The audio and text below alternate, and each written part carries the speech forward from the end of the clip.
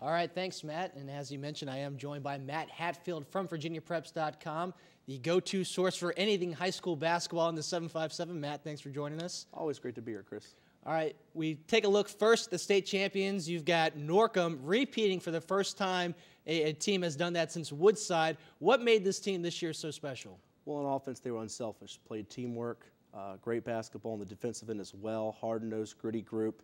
They really do a good job of defending without fouling, and they contest really in big situations to get on the key run. And then to have a player as good as Dorian Finney-Smith, I mean, in the state playoffs, his numbers were incredible. 20 points, 12 rebounds a game, 4 blocks per game. Just an efficient, versatile player, and certainly to repeat is tough to do. The Eastern region now has been dominant. 17 of the last 27 AAA state championships. That's pretty doggone good. And you mentioned that team basically with the only loss being to Booker T. Washington. Where does that rank in terms of historical significance in this area over the last 20, 30 years? Well, in terms of national rankings, it's one of the highest we've had in about 20, 25 years. We've had a lot of great players ranked high, but teams not as many times as the great players. I think the last Rivals poll, they came out number 3 in the country to play national competition like Findlay Prep out of Nevada, DeMatha out of Maryland. They were 7-0 against teams outside the state of Virginia, so they really got it done against a challenging schedule. And I certainly think when it's all said and done, I don't know if we can say it's the best team of all time because it's hard to compare different eras, different types of athletes. You know, this era is really different than the past ones, but I certainly think it's going to be the best Norcom team and Norcom run ever. Now, taking a look at the girls' side of things, Princess Anne continues its dominance after last year's loss to Lake Taylor and a chance to win states. They rebound this year, get rid of Lake Taylor in the Eastern regions, and then pretty much roll through everyone on their way to another state title. The dynasty continues over at Princess Anne. 4 state championships since 2002. Coach Darnell Dozier, what a record, 4-12-37, I think it is. And just look at that for a second. Of those 37 losses, about half of them probably came in the playoffs, postseason action, and against Lake Taylor, who's been a dominant team as well. So he probably doesn't have a loss against a losing team in his career. And to have a player as great as Elizabeth Williams, what can you say? Unstoppable force on the inside with the triple doubles in her postseason career, about 8 or 9 of them at least. Just a great team. It didn't just squeak by like a lot of boys teams do. In girls basketball, they were not just good, they were dominant. It was thorough domination, and they really controlled things from the get-go. Only one loss to Lake Taylor, and that was without Elizabeth Williams on the court.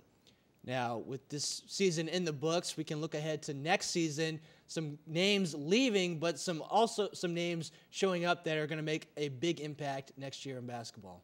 Well, the top 5 kids I would have coming back for next season and beyond that because we've got a great sophomore crop of talent. You look at Troy Williams at Phoebus High School. Of course, he's the nephew of the AAU icon Boo Williams.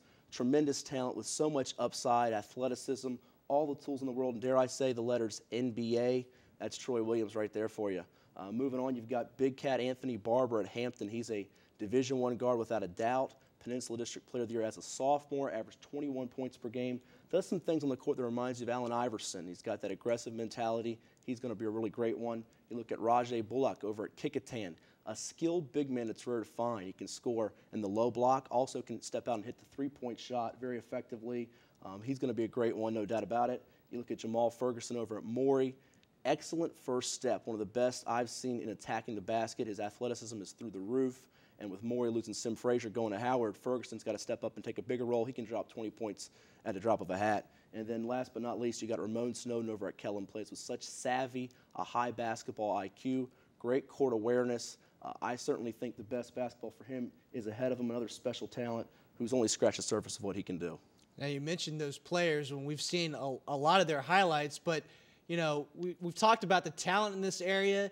Is this going to be the next wave of great players? Are they going to surpass the previous edition, or are we looking at even better talent through the pipeline? Well, I'm talking with a lot of the respected people in the basketball community here in Hampton Roads. They sort of think this is the best crop of talent we've had since the Allen Iverson, Alonzo Mourning, Joe Smith, J.R. Reed days, late 80s, early 1990s. And it's not only a great group at the top for the class of 2013, the sophomores coming up that'll be rising juniors next year, but it's got depth. There's kids on teams that weren't postseason contenders that are going to be Division I caliber players. So that's great to see. You not only have the great names, but you have some names that could be hidden gems that a lot of Division I colleges are going to be certainly mining down here in Tidewater.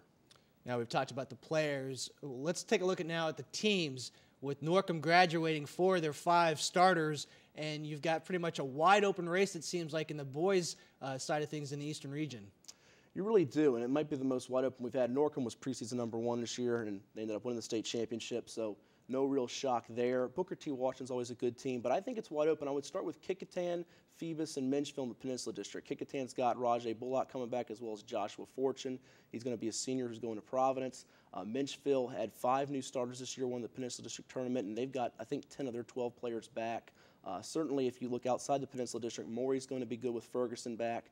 Kellam, they returned Snowden. They're the team to beat in the Beach District. And I think Nansemond River is still the team in the Southeastern District with 2 of their 3 starting guards coming back. Now, we'll get you out on this last question. If you had to pick a dark horse, first a player and a team to really make a jump from the spring to the summer to the fall, what player would that be and which team would that be to make that leap? Ooh, that's a good one. To make that leap in terms of really skyrocketing up in the, I guess, region, I might look at Ramon Snowden over at Kellam. I think Troy Williams really showed that he's going to be a potential pro, a player of the caliber of Dorian Finney-Smith maybe. I think Jamal Ferguson at Maury's made his name for himself, Rajay Bullock at Kecoughtan, Anthony Barber at Hampton. But I think Snowden, with Trey Freeman leaving, the senior guard, is going to Campbell. He had 2 big 32-point games in the postseason. Kellam only lost once in the regional semifinals to eventual state champion Norcom. I think Snowden's got to take over that team, and he could be the kid that really skyrockets here in the offseason. He was hurt last year in the offseason with an injury, so that kind of hindered his development a little bit. But I think he's the kid that probably breaks out and has a big, big year as a junior. As a team, you see Kellam sort of repeating as the Beach District champs, or is there going to be someone else in the area that's going to really make a leap? I think Kellam's the team to beat in the Beach. It'll be a little closer. I don't think they'll go 25-0 in the regular season and district tournament. I could see a team like a Lansdowne giving them a push.